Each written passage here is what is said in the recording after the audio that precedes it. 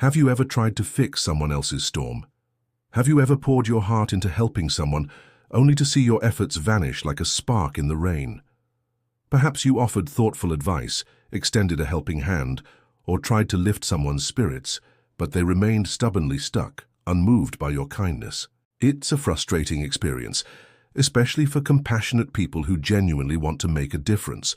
You might find yourself wondering, why do some people, no matter how much you care, simply refuse to be helped?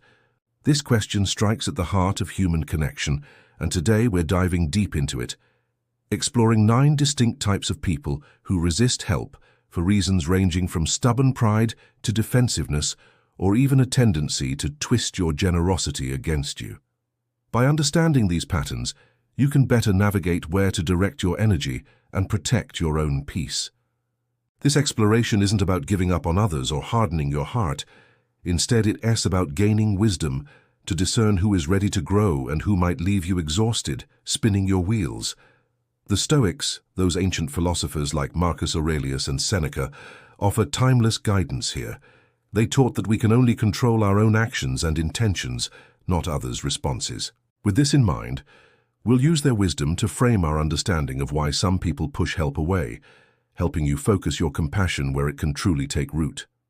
Each type we'll discuss reveals a unique barrier to accepting support, and recognizing these can save you from burnout while sharpening your ability to make a real impact. Let's start with the first type, the stubbornly independent. These individuals prize self-reliance above all else, often viewing help as a threat to their autonomy. They might brush off your support with a curt, "I've got this," even when they're struggling. The Stoics would remind us that their resistance isn't about you. It is about their internal struggle to maintain control. Next, we have the defensive skeptic, who questions your motives, assuming your kindness comes with strings attached. This type might misinterpret your generosity as judgment, making it hard to break through their walls. Then there's the chronic victim, who clings to their struggles as part of their identity, resisting help because change feels like losing themselves. Each type, from the prideful to the manipulative, teaches us something about human nature and the limits of our influence. As we move through these 9 types, you'll notice a common thread. Resistance often stems from fear, insecurity, or a misaligned sense of self. The Stoics encourage us to approach such challenges with equanimity, focusing on what we can control, our intentions, and letting go of what we can't, their choices. By the time we reach the final type, a particularly sneaky one, you might find yourself rethinking your entire approach to helping others. This type often hides their resistance behind charm or false promises, drawing you in while subtly deflecting your efforts. Recognizing them can be a game changer, saving you from cycles of frustration. So, why does this matter? Because your compassion is a precious resource, and directing it wisely amplifies its impact. The Stoics remind us to act with virtue, but also to accept that not everyone is ready to receive our help. By understanding these 9 types, you'll gain clarity on where to invest your energy and how to protect your own well-being.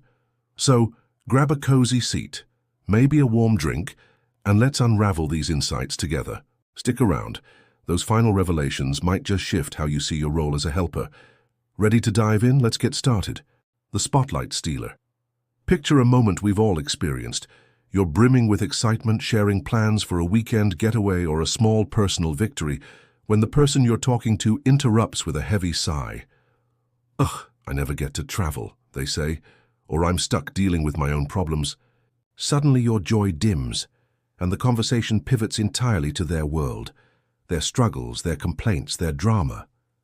This is the spotlight stealer, the self-centered soul who instinctively turns every interaction into a stage for their own story. It's not that they're intentionally cruel or malicious. Often they're so entangled in their own narrative that they barely register yours. Your news, your feelings, your moment. They vanish overshadowed by their endless monologue, leaving you feeling unheard and invisible. The Stoics, like Epictetus, offer timeless wisdom for navigating such interactions. Epictetus advised us to listen twice as much as we speak, emphasizing the value of presence and understanding in communication. But what do you do when someone only hears the sound of their own voice? The spotlight stealer doesn't just dominate the conversation. They create a void, where your thoughts and experiences struggle to find space. It's draining, like shouting into a canyon and hearing only your echo in return. You might feel compelled to help, to gently nudge them toward empathy or awareness, believing your kindness can spark a change. Perhaps you offer support, share advice, or try to model a more balanced exchange, hoping they'll see beyond their own lens. But here's the Stoic truth: you cannot change someone who doesn't recognize their behavior as a problem. It is like trying to paint a wall that S convinced it S already flawless. Your efforts slide off, leaving you exhausted and frustrated. This realization isn't about dismissing the spotlight stealer or labeling them as hopeless. Instead, it's about embracing the Stoic principle of focusing on what's within your control, your own actions, intentions, and boundaries.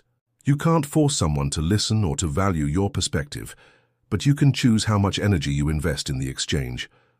Pouring your heart into helping someone who is too absorbed in their own world to reciprocate often leads to burnout. The Stoics would urge you to protect your inner peace, to conserve your compassion for those who are open to mutual connection. Stepping back from their negativity isn't giving up. It's an act of self-respect, a deliberate choice to create space where your voice matters and your efforts are appreciated.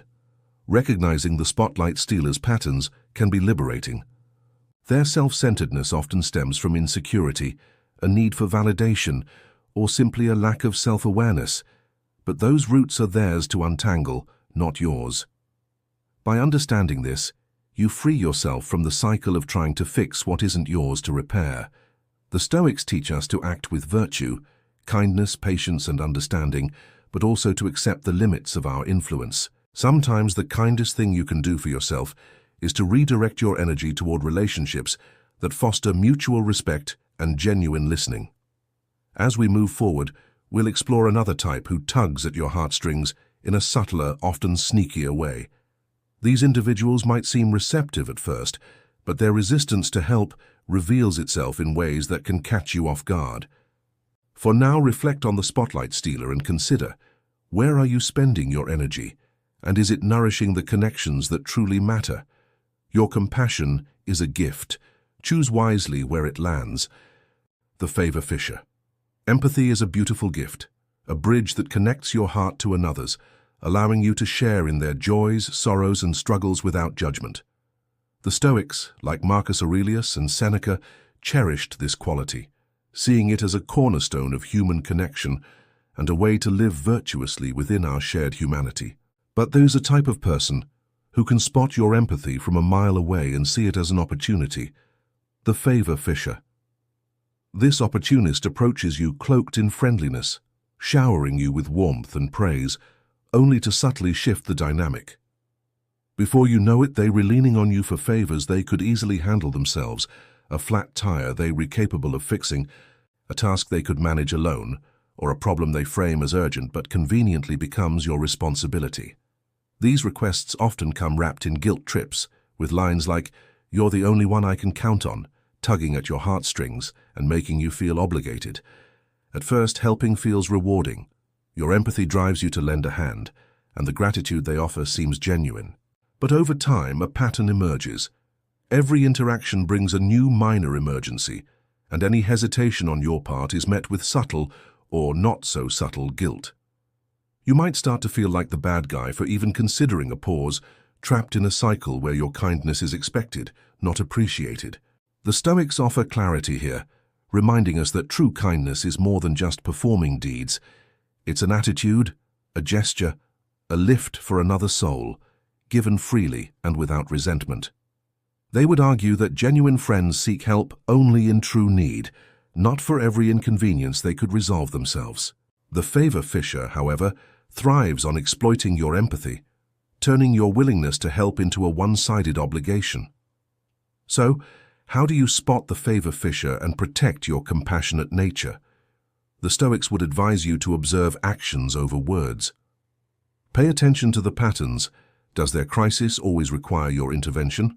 Do they reciprocate your support or show gratitude beyond fleeting flattery? If their emergencies are perpetual and suspiciously tailored to pull you in, it's time to pause and reflect. Setting boundaries isn't about shutting them out. It's about honoring your own time and energy.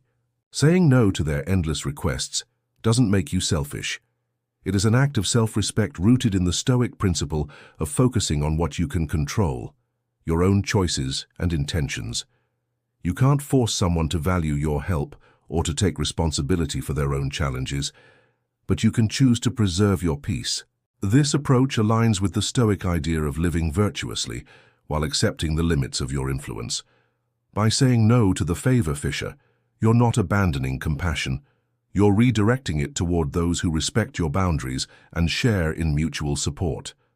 This preserves your ability to give generously where it's truly needed, without the exhaustion of being pulled into someone else's cycle of dependency. Recognizing the favor fisher's tactics empowers you to maintain your empathy as a strength, not a vulnerability. As we move forward, we'll meet another type of person who resists help in a different way, someone so entrenched in their own constructed reality that your efforts to reach them feel like knocking on a locked door.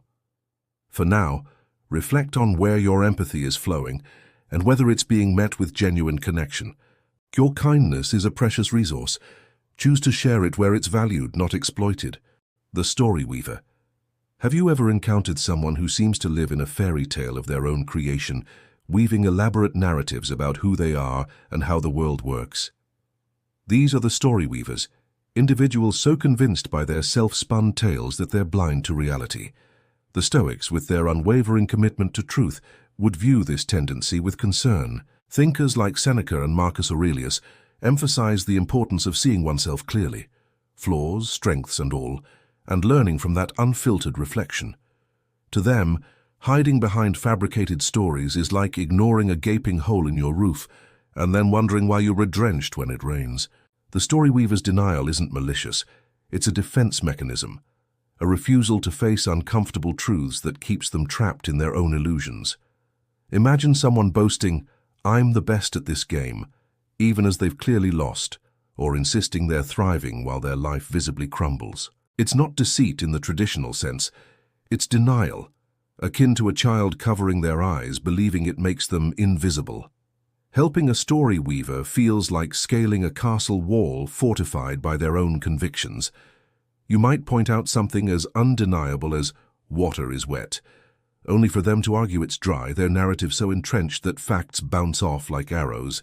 The Stoics offer a piercing insight here, with Seneca's words, "We suffer more in imagination than in reality."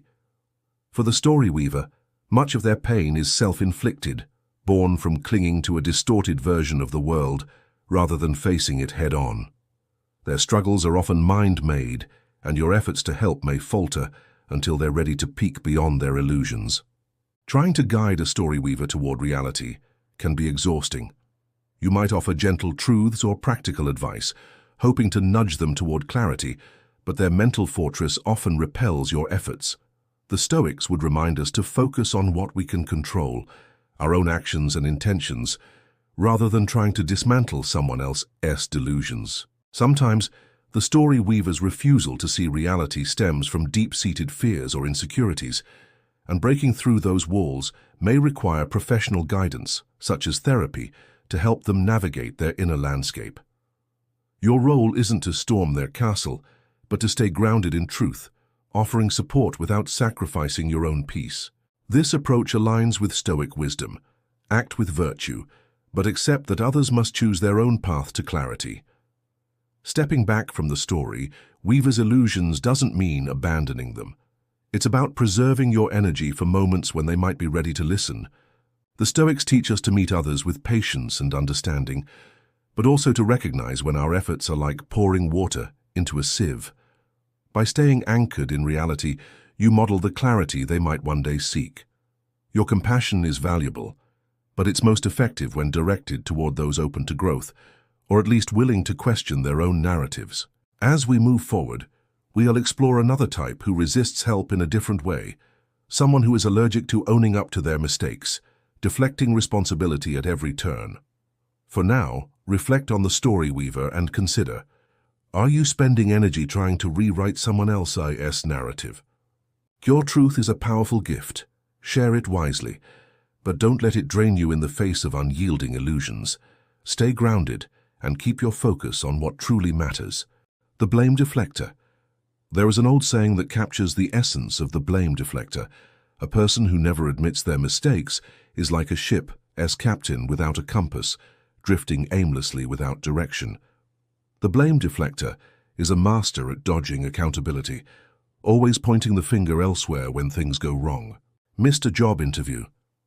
The bus was late. Botched a project. The team didn't pull their weight. No matter the situation, it's never their fault. Fate, bad luck, or someone else's incompetence is always the culprit. The Stoics, with their emphasis on self-reflection and humility, would see this as a profound barrier to personal growth. Thinkers like Marcus Aurelius and Epictetus taught that owning one's faults is essential for progress. Without that compass of accountability, the blame deflector is stuck, like a ship spinning in circles, unable to chart a course forward. Trying to help a blame deflector can feel like a thankless, exhausting task. It is not just that they avoid responsibility. They seem to exist in a world where accountability doesn't apply to them. When things go awry, they weave narratives that absolve themselves, casting blame on external forces or other people while ignoring their own choices. You might feel compelled to intervene, to point out the ripple effects of their actions, or to highlight how their decisions contributed to the outcome. But it's like trying to teach a cat to swim, against their nature and often futile. Their denial runs deep, rooted in a need to protect their ego or avoid the discomfort of self-examination. The Stoics offer a grounding perspective here. We can only control our own actions and reactions, not someone else's willingness to face reality. Pouring your energy into breaking through their wall of self-justification can pull you into their storm, leaving you drained and frustrated. The Stoic principle of focusing on what's within your control is a lifeline when dealing with a blame deflector.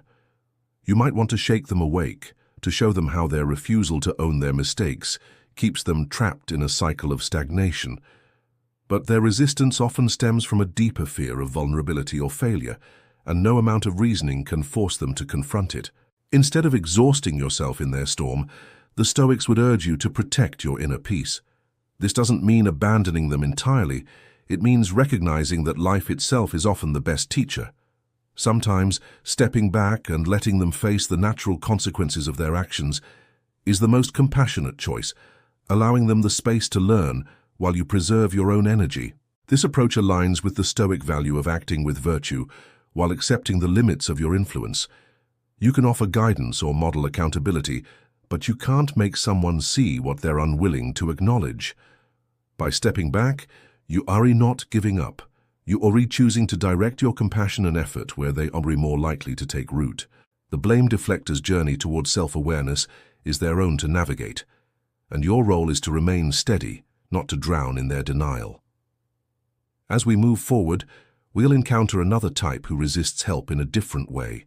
Someone with immense potential, but who lets it gather dust, squandering opportunities while you watch, wishing you could spark their motivation. For now, reflect on the blame deflector and ask yourself, are you spending your energy trying to steer someone else's ship?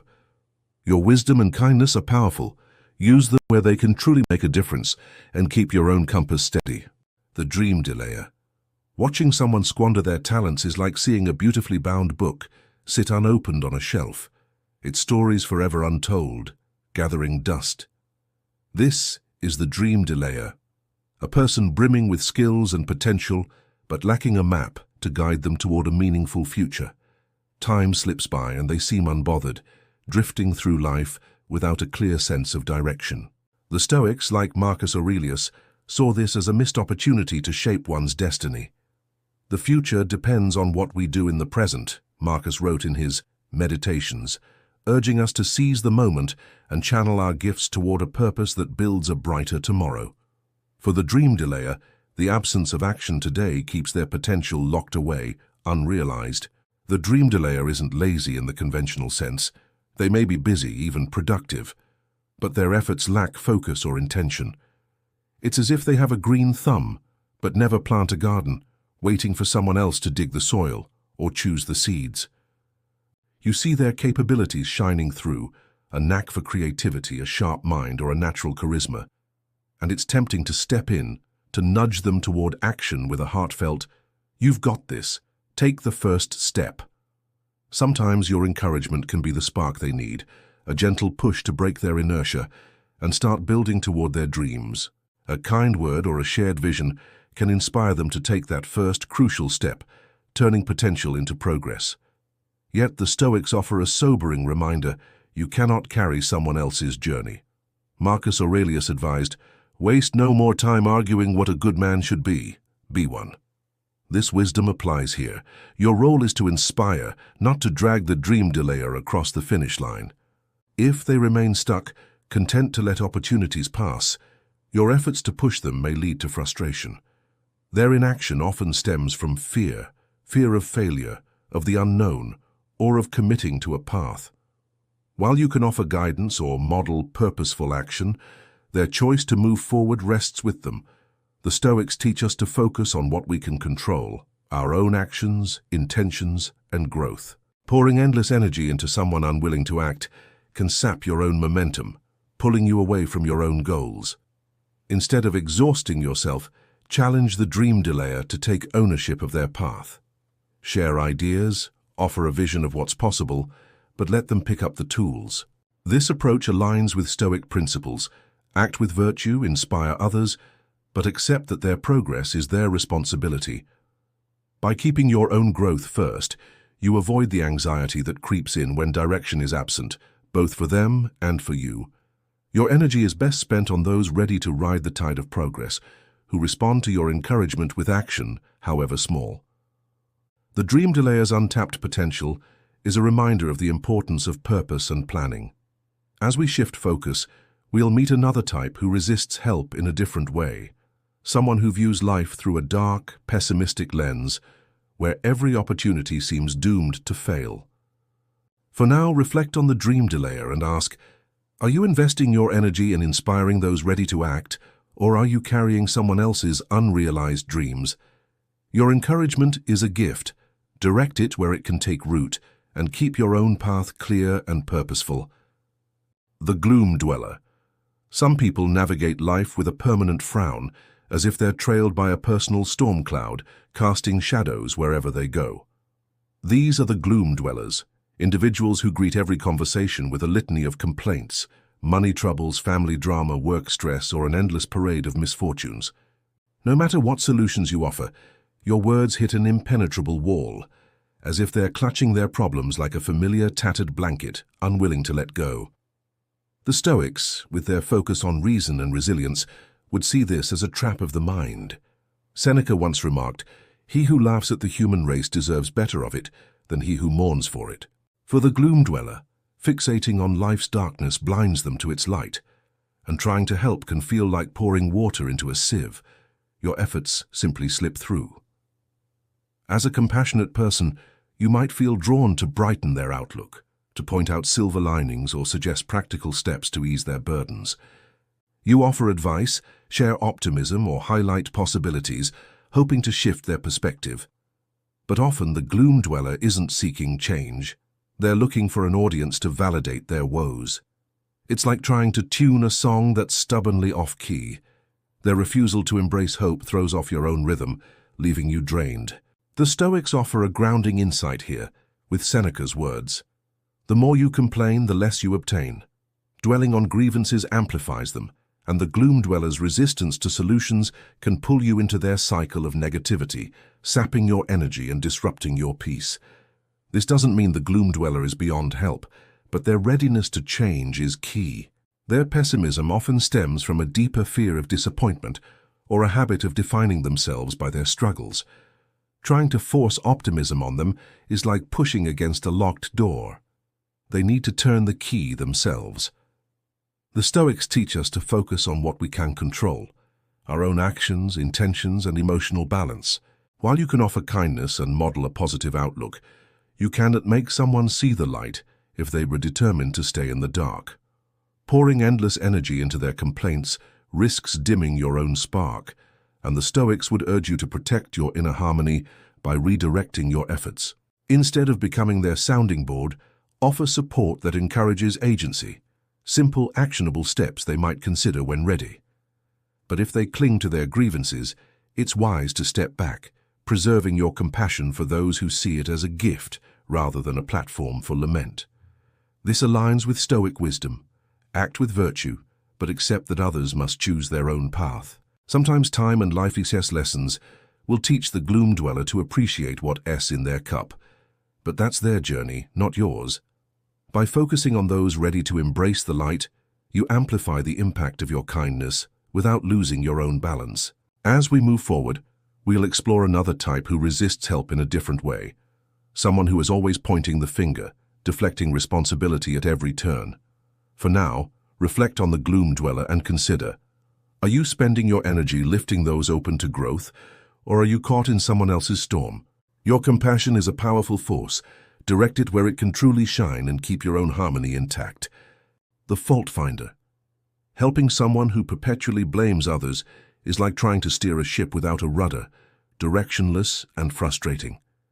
These fault finders are convinced they're always in the right, deflecting responsibility for every misstep. A missed shot in a game? The wind threw it off. A lost job. The boss played favorites.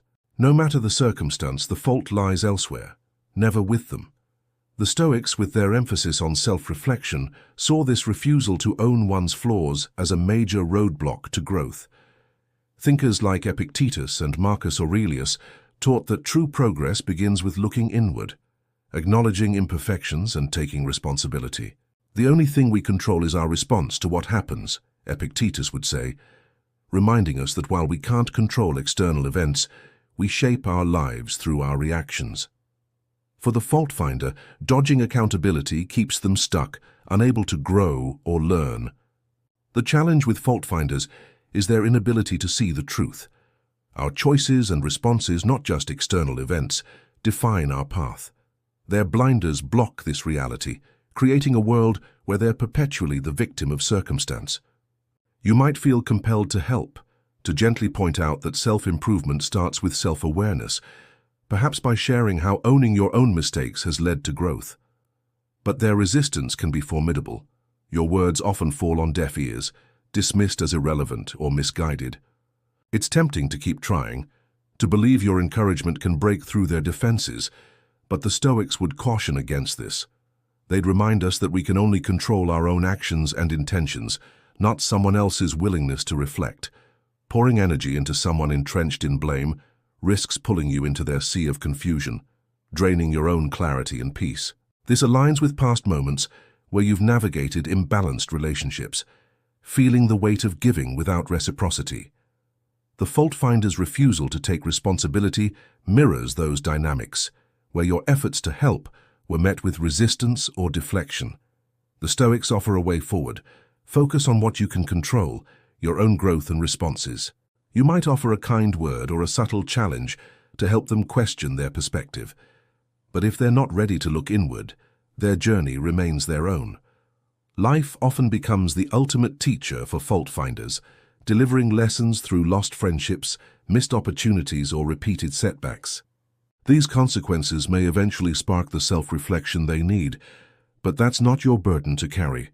Instead of getting lost in their storm, the Stoics would urge you to protect your inner peace and direct your energy toward your own development. This doesn't mean abandoning the fault finder. It means recognizing that their path to change begins when they start asking the right questions about themselves. By modeling accountability in your own life, you offer an example they might one day follow without exhausting yourself in the process. Your compassion is a powerful force, best shared with those open to growth or at least willing to consider their role in their challenges. As we shift focus, we'll meet another type who resists help in a different way, someone who expects the world to bend to their will, demanding special treatment at every turn. For now, reflect on the fault finder and ask, are you investing your energy in those ready to listen, or are you caught in someone else's cycle of blame? Your wisdom and kindness are gifts. Use them where they can take root and keep your own course steady. The entitlement emperor. Some people stride through life as if the world owes them a favor simply for existing. These are the entitlement emperors, convinced their charm, status, or mere presence entitles them to special treatment. The Stoics, with their grounded philosophy, would meet this attitude with a raised eyebrow. Epictetus advised, Don't spoil what you have by desiring what you have not, emphasizing that true contentment and respect are earned through effort, not demanded as a birthright. For the Stoics, balance in relationships comes from mutual respect, not one-sided expectations. The entitlement emperor, however, operates as if the world should bow to their whims, believing their smile or self-proclaimed importance warrants automatic rewards, whether it's attention, favors, or privileges.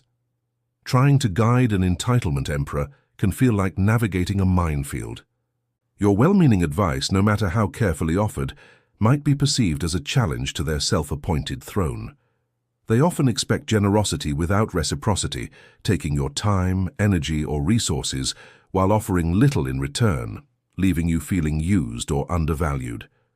Picture someone who assumes doors will open because of their charisma, then turns indignant or plays the victim when life doesn't comply. They might even twist the narrative, demanding sympathy from those they've taken advantage of, casting themselves as misunderstood rather than entitled. The Stoics offer a sharp warning here, with Seneca noting, "Fortune falls heavy on those who expect everything." Their inflated sense of deservingness sets them up for disappointment, as the world rarely bends to unearned demands.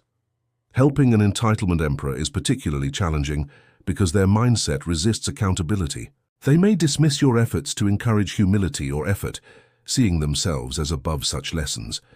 You might try to show them that respect is a two-way street, earned through actions rather than expected as a gift, but their belief in their own exceptionalism can block your words.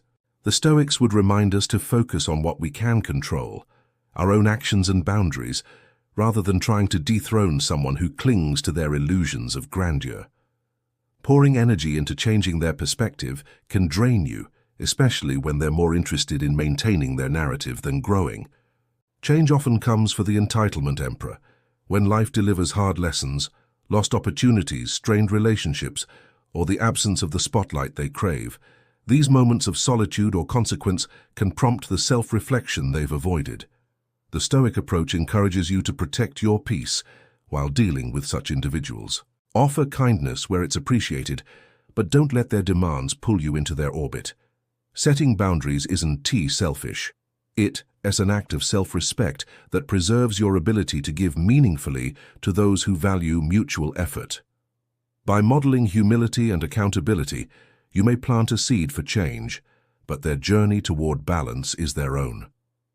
Your energy is better spent on relationships built on reciprocity, where respect flows both ways. As we conclude our exploration of these 9 types, we've reached the final, sneakiest one, a person who resists help in ways that can catch you off guard, often hiding their resistance behind charm or false promises. Reflecting on the entitlement of the emperor, consider, are you investing your compassion in those who see it as a gift, or are you caught in someone's demands for unearned favor? The Stoics teach us to act with virtue, but also to choose wisely where we direct our efforts.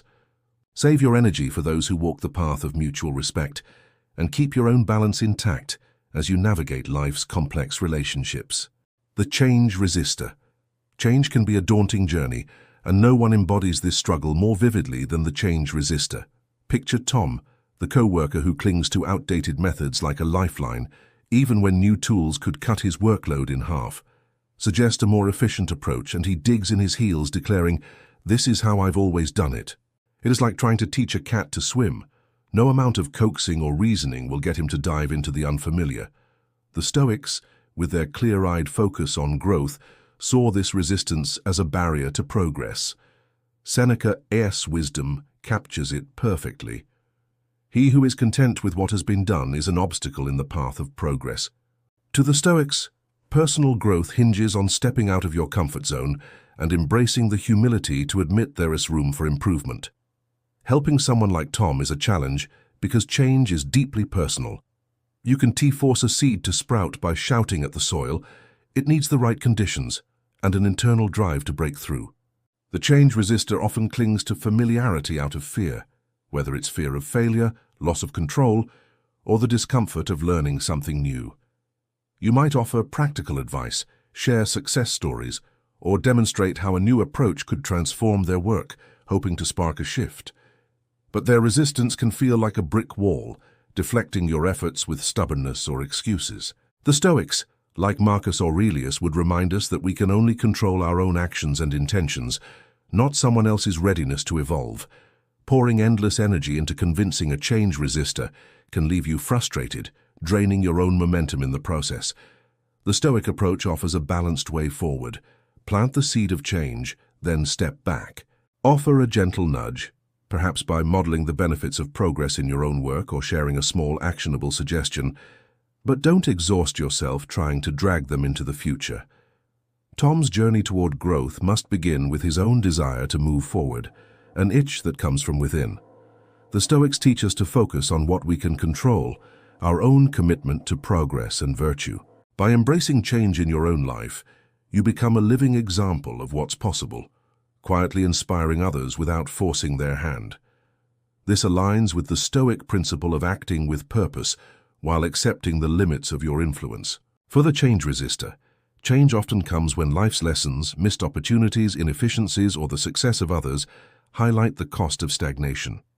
Until that moment, your role is to offer inspiration without becoming entangled in their resistance. This doesn't mean giving up on them, it means recognizing that their path is their own.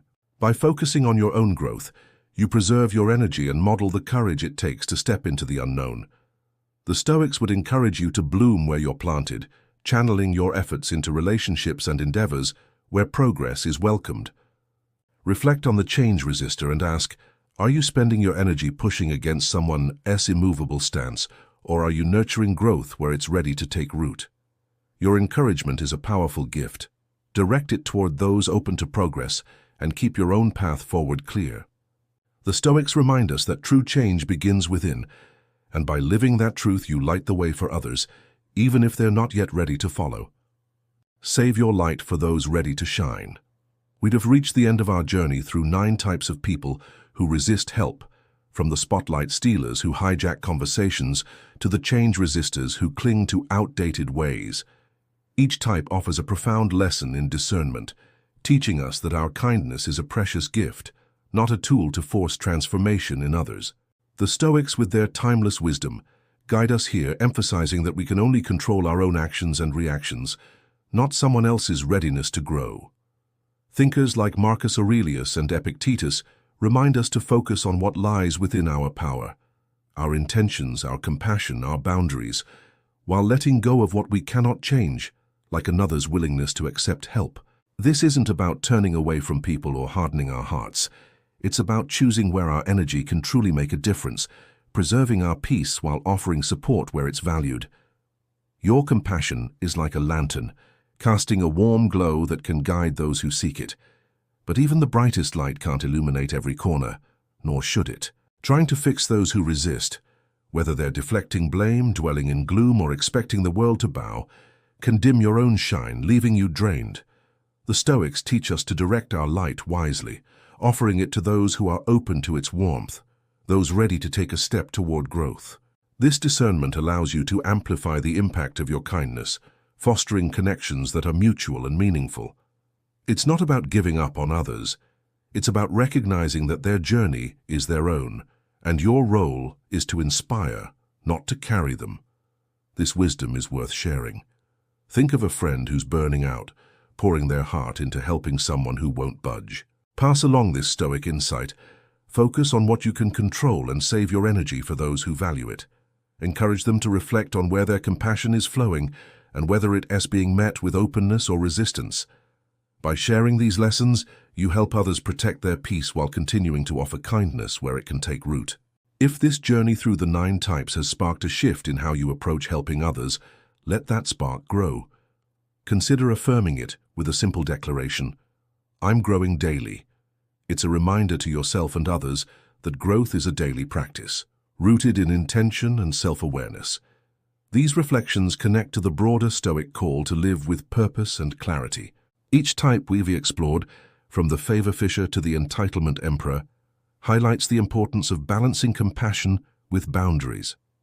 By embracing this balance, you honor your own growth while creating space for others to find their way. Your light is a gift, one that shines brightest when directed toward those ready to share in its glow. Keep learning, stay curious, and save your energy for relationships that foster mutual progress. As we close, let's carry forward the stoic calm that anchors us through life's complexities. If these insights resonated with you, share your thoughts, perhaps with a comment like, "I'm growing daily," or a reflection on how you're navigating these dynamics. Spread this message to others who might need a reminder to focus their compassion wisely.